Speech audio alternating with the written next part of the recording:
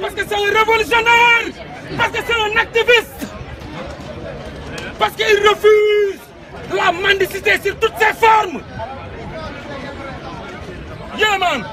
Le gouvernement sénégalais a expulsé Manu Militari du territoire national sénégalais. Le ressortissant franco-béninois Stélio Gilbert Robert Kapochichi, alias Kémi Séba.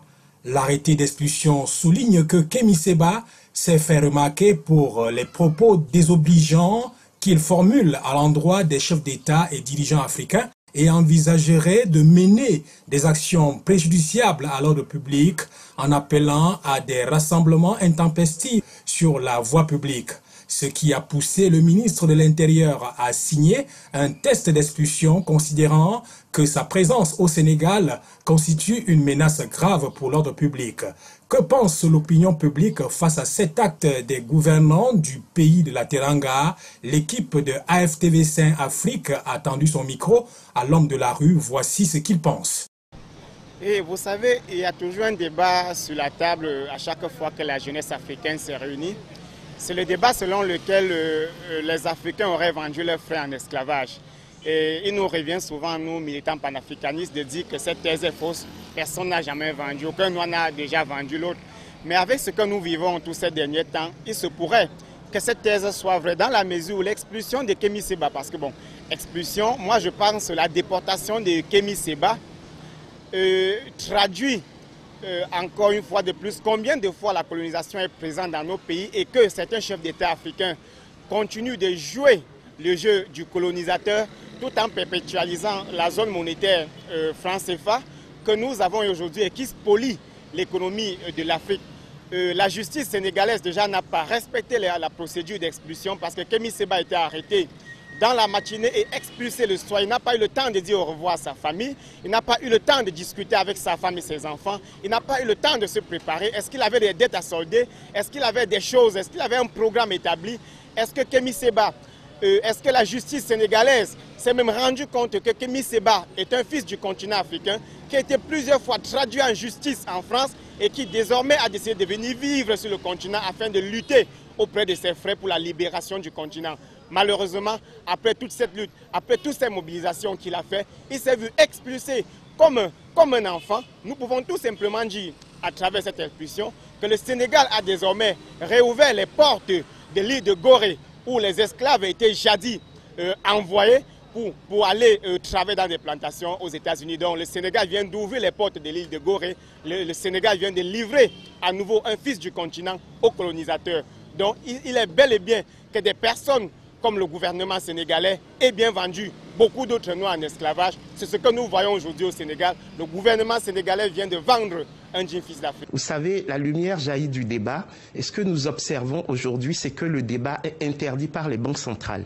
Le fait d'expulser Kémi Séba, c'est l'illustration parfaite que les gens qui dirigent cette monnaie CFA ne veulent pas ouvrir le débat sur les questions de fond. Je conçois ça très mal parce que déjà je suis un des pro Kémi Séba. C'est un mouvement que je le savais depuis qu'il devait arriver. Le bien qu'il a brûlé au Sénégal, ça devait arriver depuis. Pour ceux qui ont l'habitude de suivre ces différentes émissions, pratiquement je le suis depuis, ça devait arriver. Bon, son expulsion n'a rien à voir. C'est vrai, ça avantage les dirigeants sénégalais, mais ça ne va pas s'arrêter là. On va continuer. C'est vrai que je suis loin de lui, mais je le soutiens et c'est un mouvement qui va bien continuer. Les dirigeants sénégalais n'avaient qu'à faire cela pour préserver leurs acquis, leurs intérêts, leur image devant beaucoup de mentors. Mais je dis, c'est pas bien pour l'Afrique. C'est pas bien, c'est regrettable. Beaucoup devraient le suivre, beaucoup le suivent dans l'ombre parce qu'ils n'ont pas de quoi se joindre forcément à lui. Mais ça ne va pas s'arrêter là. Je suis un des pros et beaucoup sont comme moi qui n'ont pas de force ou de mouvement, qui n'ont pas de force vraiment à s'aligner, mais c'est moi qui tient lui, qui va tenir. Il est déjà en France. Nous savons, c'est un mouvement que beaucoup n'ont pas la force de sortir devant les médias. Beaucoup qu'on sait, qui ont la bonne position dans des gouvernements, n'ont pas la force de se tenir haut et fort, mais qui le soutiennent derrière. Ça va tenir. Nous sommes derrière Kémi Séba, ça va tenir. Ça va tenir. Beaucoup d'Africains devraient, comme moi, regretter ce geste que le Sénégal a fait. Oui, ils devraient regretter. C'est un geste louable. Oui, on doit le soutenir. Je suis de ceux qui le soutiennent. Moi, je pense déjà que cette expulsion précipitée ne devait pas avoir lieu. Déjà que c'est un citoyen, et le Sénégal, pour nous, c'est un modèle de démocratie. Si aujourd'hui il y a eu cette impulsion brusque, ça veut dire que, en fait, son impulsion doit être à caractère politique. Il faut noter que cette situation est le résultat des mouvements anti-franc CFA qui a poussé Kémi Séba à brûler en public un billet de 5 000 francs CFA. Pour ou contre le franc CFA, voici l'avis de l'homme de la rue. La lutte contre le franc CFA, pour ma part, est en train de tarder, mais progressivement ça marche. Pour ceux qui suivent l'actualité, pour ceux qui sont vraiment imprégnés, ça marche. Et c'est une lutte que nous devrons nous y imprégner pour que ça aille de l'avant. C'est un avantage pour l'Afrique. C'est un avantage. Je suis en train de dire que beaucoup de nos gouvernants devraient taper la main sur la table, voir l'impact que ça cause et comprendre que le mouvement de Kémi Séba est un mouvement qui est à notre faveur, nous les Africains. C'est à notre faveur. C'est à notre faveur. C'est à notre acquis. Soutenons-le. L'Afrique gagnera à soutenir Kémi Séba. C'est pour nous. C'est pour nous. Le franc CFA nous tue. Il nous enfonce. Vraiment africains. Soutenons Kémi Séba. C'est un mouvement qui est pour notre rapport, qui est avantageux. Et c'est un mouvement qui est en voie de tenir. Ça va tenir. Kémi Séba, nous soutenons. Oui, déjà que je suis le coordonnateur de l'ONG Urgence panafricaniste en République du Congo et militant anti-franc CFA, anti-CFA, anti-colonisation d'Afrique. Donc je pense que cette lutte est la lutte de notre génération, de notre époque.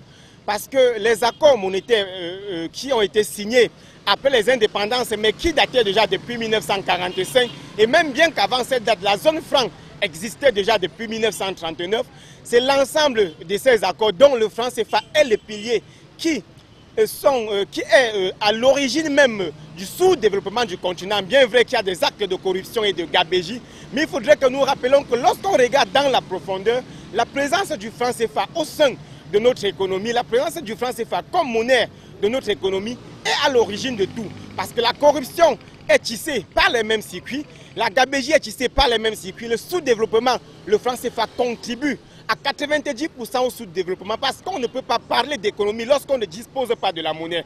Mais loin de l'économie, la monnaie est un pilier de souveraineté. Donc on ne peut pas exister, on ne peut pas se faire appeler une nation, un État sans monnaie propre. On ne peut pas avoir une économie où on ne contrôle pas les biens qui les fabriquent. Comment est-ce qu'ils sont disposés? On ne peut pas vendre les matières premières, ne pas obtenir des devises parce qu'il y a une nation qui aujourd'hui se pense être au-dessus des nations africaines, qui fabrique ces monnaies, qui vient acheter la matière première avec ces bouts de papier colorés qu'on appelle aujourd'hui franc CFA, mais qui n'est reconnu nulle part dans le monde, à part au trésor public français. Et pour chuter, je dirais tout simplement que si le nazisme a été considéré jusqu'aujourd'hui comme un crime contre l'humanité par le peuple occidental, il faudrait que je dise aujourd'hui que le franc CFA également c'est du nazisme monétaire puisque les accords de principe du franc CFA que nous appelons le compte des opérations, les accords de libre transférabilité, les accords de libre convertibilité et autres sont l'ensemble de l'héritage du nazisme que la France a obtenu du nazisme allemand lorsqu'elle était sous l'occupation allemande avec le nazisme de Hitler. Donc le franc CFA est une monnaie des singes. Le franc CFA est une monnaie des singes, je veux dire le franc CFA c'est aussi du nazisme monétaire. Et pour moi, si c'est pour le franc CFA, je pense que nous, Africains, en ce moment, nous avons le devoir, le droit de nous mobiliser pour lutter à avoir une monnaie commune. Parce qu'aujourd'hui, est-ce que l'Africain profite du franc CFA? Par rapport aujourd'hui à tous les continents où nous regardons par exemple l'Europe, qui se sont mobilisés en un seul bloc et ont créé l'euro. Aujourd'hui, c'est cet euro qui domine. Aujourd'hui, l'Afrique, elle est riche. L'Afrique a plein de richesses. Mais est-ce que l'Afrique bénéficie de ces richesses à cause du problème du franc CFA? Moi, je pense que tous les pays africains, membres du franc CFA, devaient dire non au franc CFA et créer une monnaie unique. C'est ce que je pense. Nous attaquons un symbole. Nous n'attaquons pas nos aînés. Nous attaquons un symbole qui est le symbole de notre servitude forcée.